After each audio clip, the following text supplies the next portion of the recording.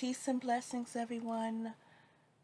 Queen Osset here. Welcome back to my channel. And today I present you with part 2 as we continue to celebrate National Hispanic Heritage Month.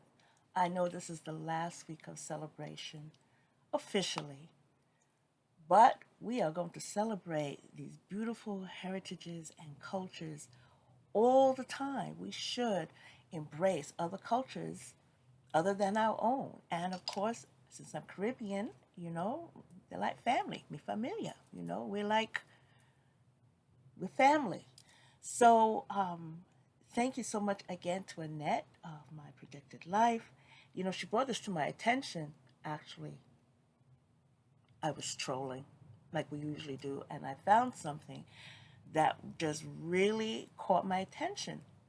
And it took me down a rabbit hole. So between procrastination and health situations, etc., I am coming to you late. But this is part 2, and I can assure you there's going to be a part 3, and I'm going to get this done before the week is out. So, without further ado, you can see on the screen I have pulled a few more notable folks and situations of who are of Latinx, I don't know, Latino, Latina origin, Hispanic origin. Oh my gosh, my words this morning. Anyway, let's take a look. This is Julio Garavito Amero. Julio's occupation was to study the solar system, planets, and stars. He was recognized for his investigations of the 1916 solar eclipse, comets, and more. He had an appreciation for the sciences and was fond of his country, Colombia. Julio studied economics to help Colombia bounce back from the money problems a civil war had created. A university in Colombia and a crater on the moon are named after him. Look at that.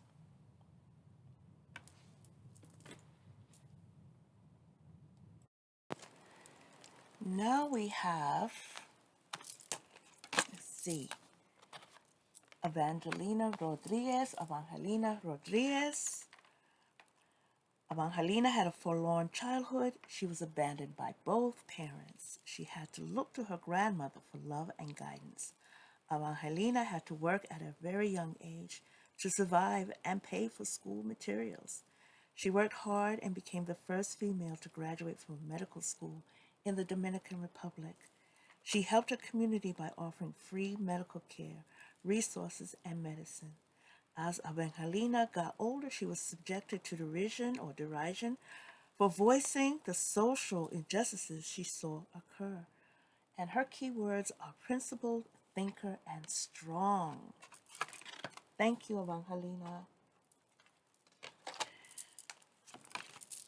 And this young man here is Pio Pico. Pio Pico was a proud native of Alta California. He tried to convince the Mexican government to defend it against the United States troops before they took over the land. Pio was governor of Alta California during the 1850s and was very rich. At the height of his wealth, he owned thousands of acres. He withstood hundreds of court appearances where he had to defend his lands and wealth. Over his lifetime, Pio held citizenship as a Spaniard, Mexican, and an American. His keywords are adaptable, influencer, and wealthy. And this gentleman here, Juan de la Sierva. Juan was an engineer and pilot who created an aircraft called the Autogiro in 1920. It took over 7 years for his invention to finally work, but he never gave up. He created technology over the years that led to the creation of other aircraft, such as the helicopter. Who knew? Although he passed away in an airplane accident, he wrote books to help others understand his inventions and discoveries. The Autogiro is still used today by the military, allowing his legacy to continue on. Thank you so much, Juan. Thank you so much. And this young lady is Prudencia Ayala. Prudencia fought for the rights of women in El Salvador. She even had a committee support her as a candidate for the presidency. Her proposal was that women be treated equal to men. When Prudencia was not involved in standing up to the government she was writing, she wrote poems for newspapers, columns, and even started her own newspaper, Redención Femenina. Prudencia wrote a lot of descriptive books about her journey to Guatemala and the things that she saw there. And her keywords are involved, energetic, and extraordinary.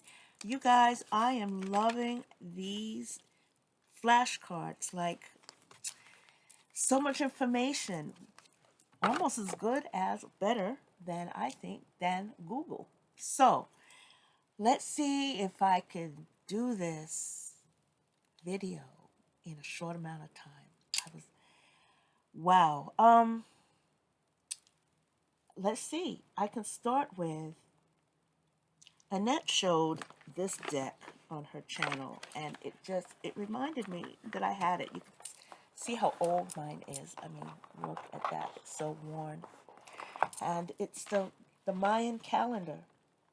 That's the box. These are the cards. Well, not that. That's the cardboard that keeps it. Let me get this out of the way. But these are the cards. And what this is, very briefly, maybe one day I'll do a walkthrough. Has anyone done a walkthrough of this deck? Like really done a walkthrough, an explanation? Let's see. The Mayan Oracle is composed of 44 cards, 20 Mayan star glyphs, 13 numbers, and 11 lenses of the mystery. Together, the glyphs and the numbers form the Tzolk'in, the sacred round of the Mayan calendar. However, the Tzolk'in is far more than just a calendar. It is also a galactic code to the workings of the universe. Within this sacred code, each glyph can be condensed or considered a different aspect or face of the Creator. And it goes on and on and on. Each of the 260 possible combinations of glyphs and numbers offers a particular expression of those phases. So, very beautiful cards. I think this is still in print. As a matter of fact, I know it is still in print. Let's get that glare off. I have to pay attention here. But wow, I am going to reconnect. Oh dear. Da, da, da, da, da. There we go. I have to pull this back off my shelf and get back to business. I think it's time again. Thank you, Annette, so much. Let's see now. Now that I have Mayan here, let me know, is it okay, appropriate, if considered to bring out my Aztec Nawali Animal Oracle. Thank you to my friend Christina with helping me learn Nahuatl. I am still shabby at it, but I gotta give it a good shot every now and then. This is another deck that I need to pull and reacquaint myself. This is a huge guidebook. And these are the cards. And basically the premise is that this deck will help you connect with your spirit animal. You know, there's an agreement. The spirit animal helps you connect with your shadow self, that shadow soul, usually that part that I believe gives you your strength and power, and then the agreement that you make with this animal. It says here that the Nawali Animal Oracle is as close as we could come to creating a symbolic representation of the sacred Nawali ceremony. The use of this oracle can assist you in discovering your personal Nawali, your own divine animal, and developing a relationship with it. It can provide a symbolic method of communication between the two of you.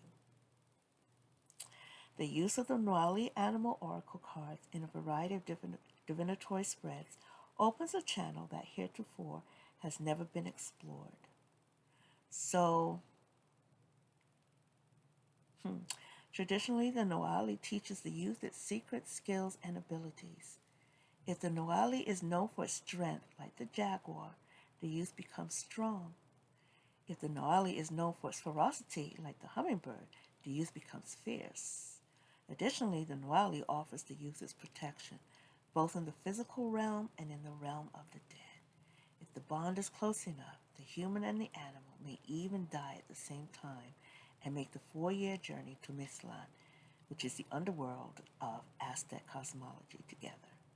In return for these favors, the human agrees to protect the Nawali as much as he or she is able, and to never take the life of any member of his species, not for food, nor for ritual, nor for sport. This is a sacred contract, and any violation of it would result in serious consequences, both in this world and the next. Yes, I am feeling pulled to reconnect to this deck. It's time. A long time ago, well, you can tell my deck is quite old, quite used. When I was exploring the connection between us and animals, I got this deck, and I used it for a little bit, and then I put her on the shelf. But I think it's time. I think it's time. Maybe I'll come back with a little, I don't know, something. Anyway, I'm rambling. 10 minutes in. So, National Hispanic Heritage Month, and you're being asked to look at some decks that you have on your shelf, and you might be surprised. They could be right in front of your face, and you don't even know. Let's see, I'm gonna reach over here. Let's see what I have here.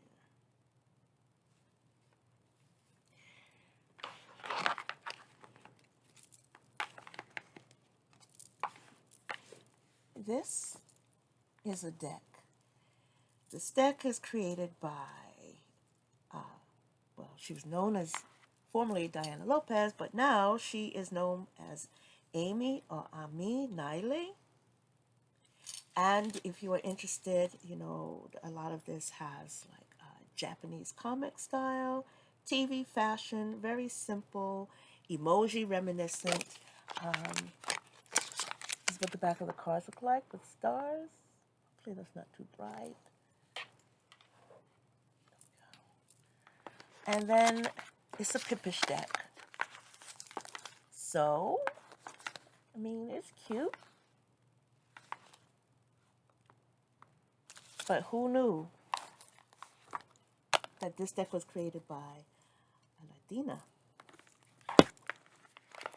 My next deck is this one. The artwork was done by Connie Curie. And Connie is a graduate of, let me see if I can find this. Let me get this out of here. Connie actually created her own independent deck. She did the artwork for this deck. Old style, looks like woodcut.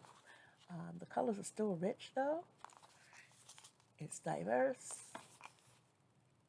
And I'm digging it. I haven't used it in a minute, but look at that.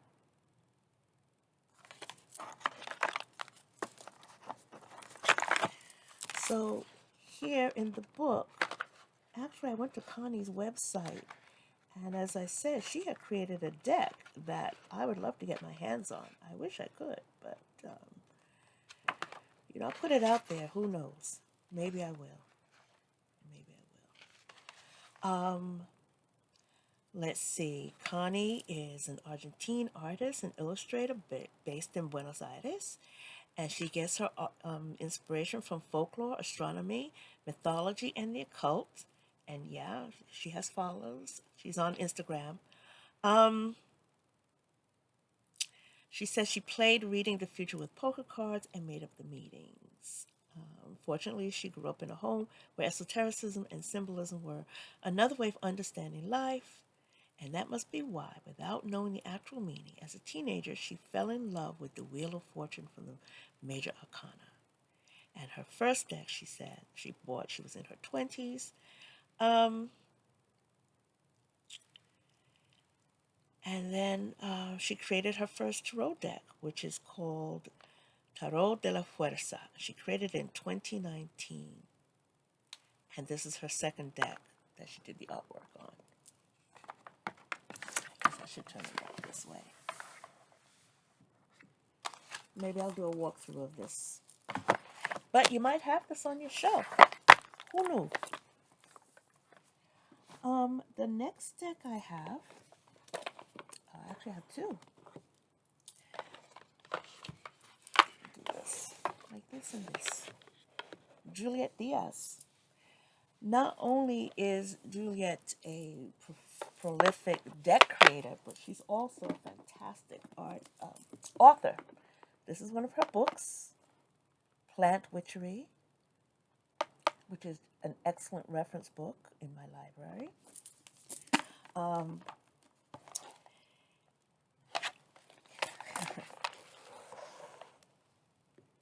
Can you see that? Dandelion. She breaks everything down into,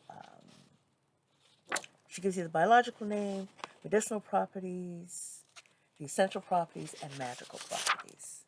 Okay? I'm loving this book as a great reference. She also has this book called Witchery, Embrace the Witch Within.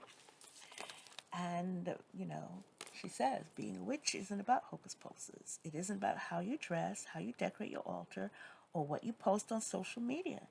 It's an embodiment of your truth, the answer to the questions from deep within your soul.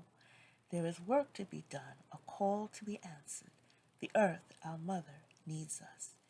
It's time to rise. It's time to embrace the witch within. Witchery. You know, she has the Wheel of the Year celebrations in here. Speaking of which, this is what she's worked on.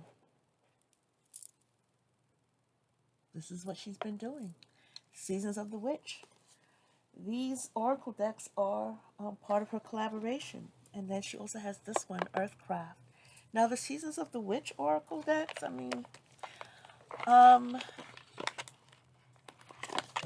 they are pretty. They are. I have one.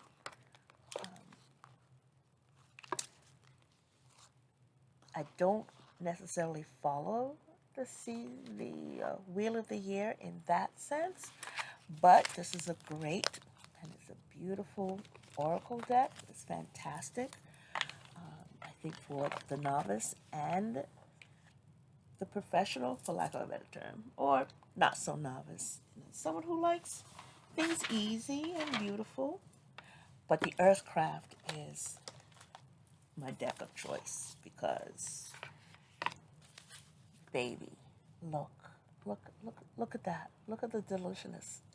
I cannot speak this morning. I'm so sorry. Look at the deliciousness of this deck. So this is what happens when you try to rush. But I want to get something up for you guys. I know it's been a while. Look at the colors. How? Look. I mean, it just brings me so much joy. I have a second copy of this deck because, yeah, she gets a lot of use. Okay. My next deck, let's move these aside. Let's see. What else do I have for you guys? Oh, this is another deck. And Annette showed it on her channel. This deck, I feel, goes underrated. Unseen. This deck has so much potency in it. Like, okay, this was created by Claudia Olivos. And I think there's a second edition that's being created that she's going to include Oshun. But Claudia actually lives in my part of the state, my part of the country, rather. I want to say she's in the Virginia area. Anyway, this is a deck that celebrates, I want to say, the feminine in all of her aspects. But what this deck does, it takes your connectivity to another level. So,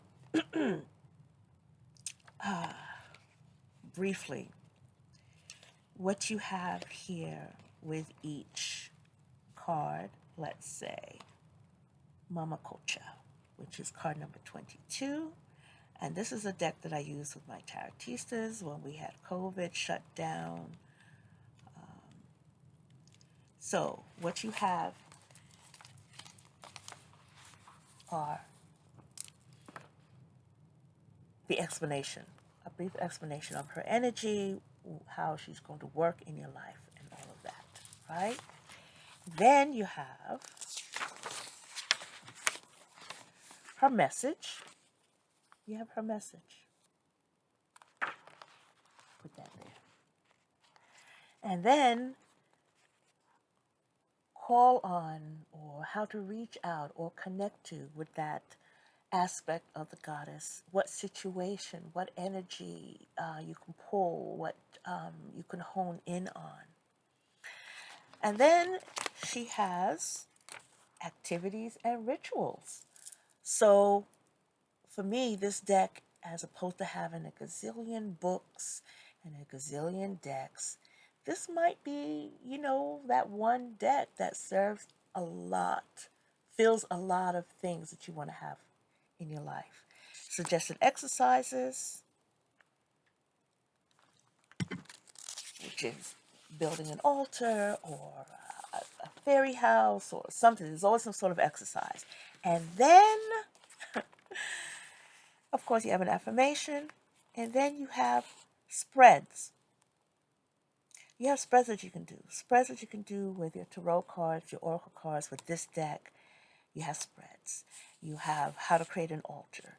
You have fruits, flowers, herbs, different things that you can use and put on your altar. So much comes in this deck. This deck, I think, is underrated. It's one of those that when people are looking for a deck to connect with the divine feminine, that goddess energy, I feel like this deck serves many purposes across the board. Okay, now, so it's no secret that I have a great love of Santa Muerte. Look what I found.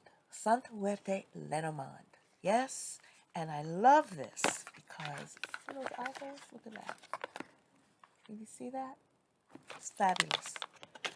I'll do a walkthrough of it. There's a sigil on the back. In the bottom of the box. Is this the same company that puts out... No. It's a beautiful little keepsake box. The cards, yes, they are in Spanish with the Playing Card Association. Yeah. There's something minor going on in here. I watched the review and it has something to do with the scythe, but maybe I'll do a walkthrough of this deck. But I love what it says here. A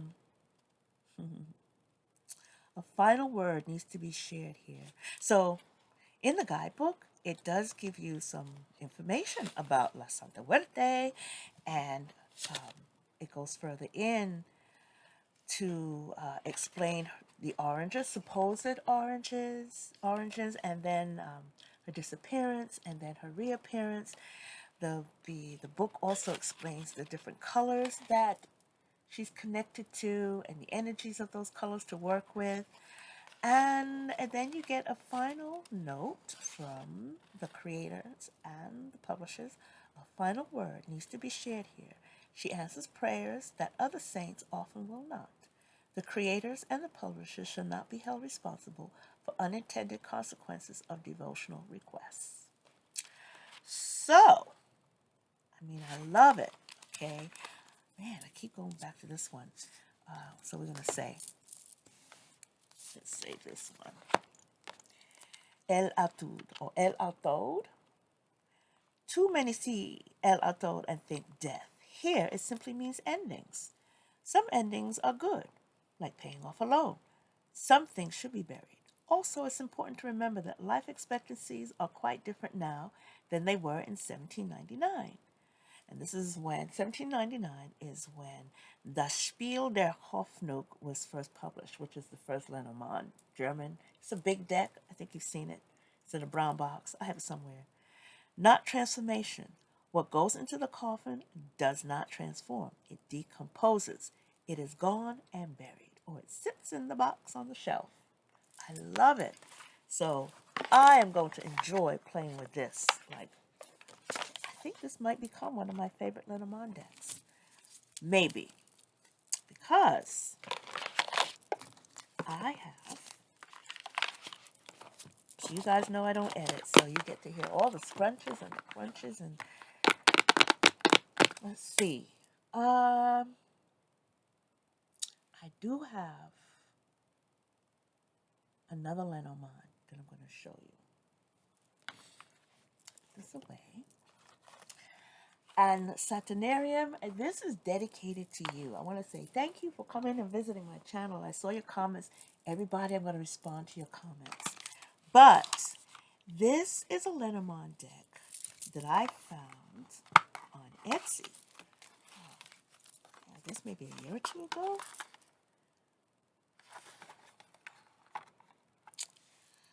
And it is, of course, in Portuguese. And Arunda. Let me see. Let me take a look. I don't want to mess this up. This is where I need you, Saturnarium. Maybe one day I'll have you on my channel and you can help me. Aruanda. Aruanda is said to be, I did a little bit of research, a holy place. Let me see if I can take a look real quick.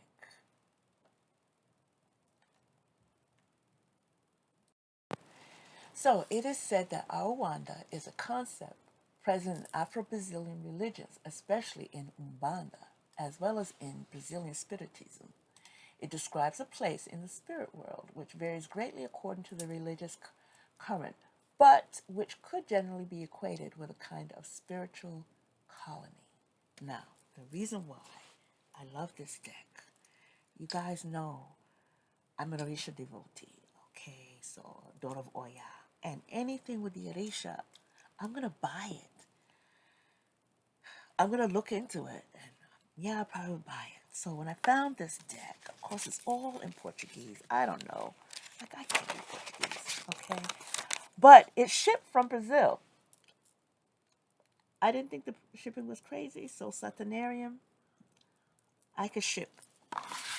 But the deck has a presentation of the Orisha on it. So, let's see. Eshu,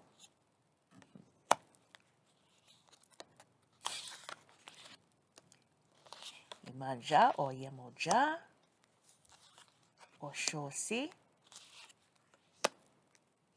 Yansa, Hepua, Ushumare. We're not going to say this. Iku, Nana, Nanabaruku, for me, Obaluaye, etc., etc. Look how beautiful this deck is. Look how beautiful. Look at the colors, man. Oshala, that's Obatala. That's an aspect of Obatala. King of the white cloth. How could Gitanes, Cinganos, okay. Gitanes, it's a group that tends to be in a lot of our spiritual courts. Caboclos, these are villages that were set up by people who escaped. I'm Just gonna say, leave it at that. Okay. Now, I love this deck so much that I got the mini because hey, shipping was shipping, and I got them in dice. Look at that.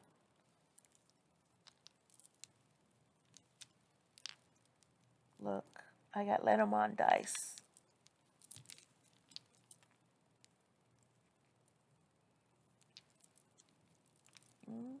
Can you see that? Let's see, that's the tree and the fox.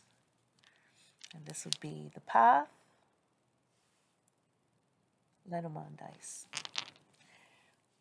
I'll see if I can put a link below where I got all of this from. I keep everything in this little bag because, yeah. So, I'm putting out a plea to Saturnarium. Talk to me, talk to me. Okay, so I also have this deck. Cartas de los Orishas. And it's in Portuguese as well.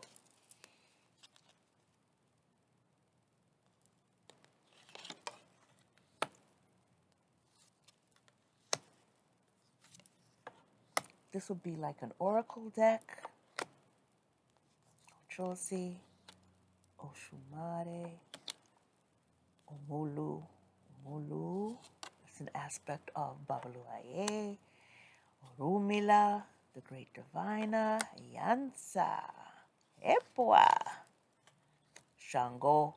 Kaiwo. Kaiwo Kabiasile. Eshu. Oshun. Oba. And then I have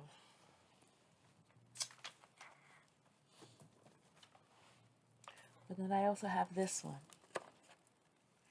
So when we are looking for decks that have the Orisha, I'm looking for something closer to what the energies or the representation of the Orisha should be. And so you're not always going to find that, as we well know, in quote-unquote European or Western culture.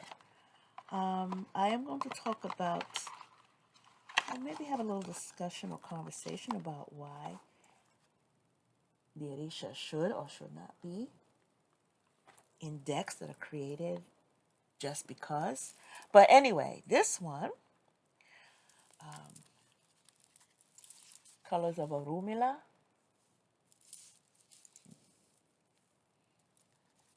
As I say, when you know, you know. And then we have, this will be called, you would call this a pip deck. That's what you call a pipish deck, so we know. But with this deck, we have the statuary as it comes out of Yoruba land. Yeah? So Shango, spelled like this, is the Latino spelling. Am I saying that correctly? Spanish spelling? Hispanics? Someone correct me. I say Latino spelling, okay? So Ozun, right? Now, this Ozun and this Oshun. This is another energy. You'll see it spelled O-S, Shango. But what I love, look, Oya, look, look, look. This is a Prince Elegua. This is a representation. Olorun, Obatala,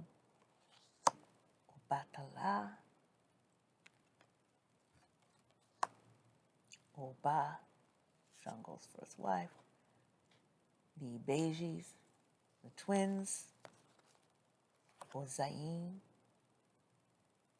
the herbalist, Dudoa, Iroko, the sacred tree, Babaluaye, Oludumare. And with this deck, when it's read upright, you can see the words here. Ire, is, I guess you could say, positive. And then if it comes out what we call osobo, it's not positive. Not necessarily negative, but not positive either. So, Tarot de los Orishas. I don't know if this deck is still in print. Maybe. This only has 74 cards. So, maybe it's not a tarot. But I leave that for you to figure out. So, I think I am going to end there. 35 minutes in. Whew. Wow. And I'll be back with part 3. So, until we speak, take care. Bye-bye.